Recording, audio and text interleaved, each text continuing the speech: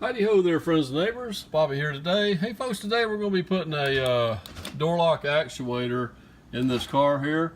As you can tell, I'm hitting the button and this thing is not unlocking. So we've got a part here. I'm going to show it to you right quick like. Let's see here. We got a brand new door lock actuator here from Ford, and we're going to show you how to get that installed today. So stick around. First thing we're going to do, we're going to take a screwdriver. We're going to pop this little cover here off. There should be a couple screws behind there we're going to take out. And we're also going to pop this piece of trim off right here that the door lock switch is in and the window switch. We'll pop these two off and there should be a bolt behind there. So let me get that done. With the little cover popped off, we're going to back out this Phillips headed screw. With a little help from an upholstery tool just to get it started, as you can see, you can pop this piece out right here. It's just got some snap clips, and then we can remove it and disconnect the wires.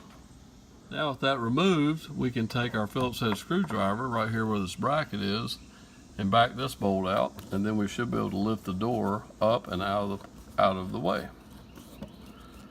Now with the window in the down position, you can reach down here on the bottom of the door and just kind of lift up. As you can see, the door is actually wanting to move straight up.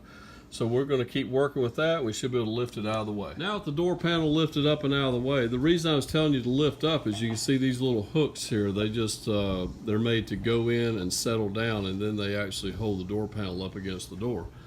And these little hooks here, as you can see, they're all the way down the bottom side and up the sides of these this door panel.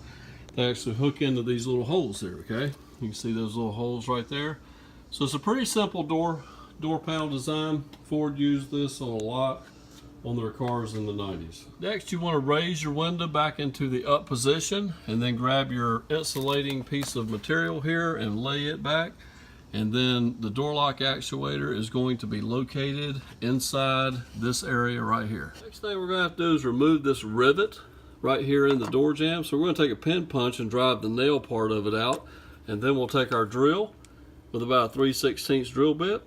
See if I can get it in the camera there, and we're going to drill this rivet on out. Driven out, we actually should be able to get to it. I'm going to show you on the new one, the rivet was actually holding right here at this point right here to the door jamb. So now we should be able to move things around, disconnect the wire connector, and disconnect the linkage. Okay guys, the next little part here is going to be a little tricky to understand. I definitely couldn't film it. What I had to do after we got our rivet on the end drilled out, and we got our connector disconnected down below, there was a bolt actually right here, okay? Now this bolt here holds our window track in place, okay? It's the bolt that holds the bottom of the window track. You have got to remove that to where you can flex the window track out of the way, because here's what it looked like inside here, okay? The window track was in the way of trying to pull this actuator up into this motion. And see what I had to do, see how it's hooked on the end? I had to move it up like so to where I could push back to get it off of the lever that this end here was attached to. So you got to remove the bolt that holds the track and start swinging this thing up and wedge it around the window track bracket till you can get it in a position just like so. And then you can push straight back and disconnect it. And when we go back in with the new one, we will be doing this same procedure just in reverse fashion.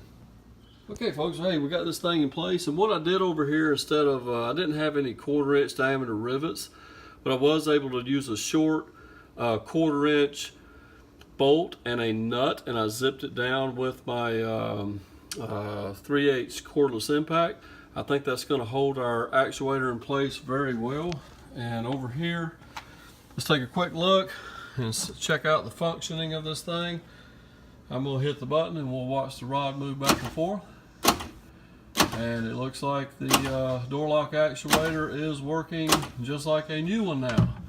Okay guys, I'm going to go ahead and reverse order and go ahead and put this door panel back in place. I've already put this bolt here back in place for the door track. Don't forget to do that, and to pop your little wiring harness back through this little hole here as well.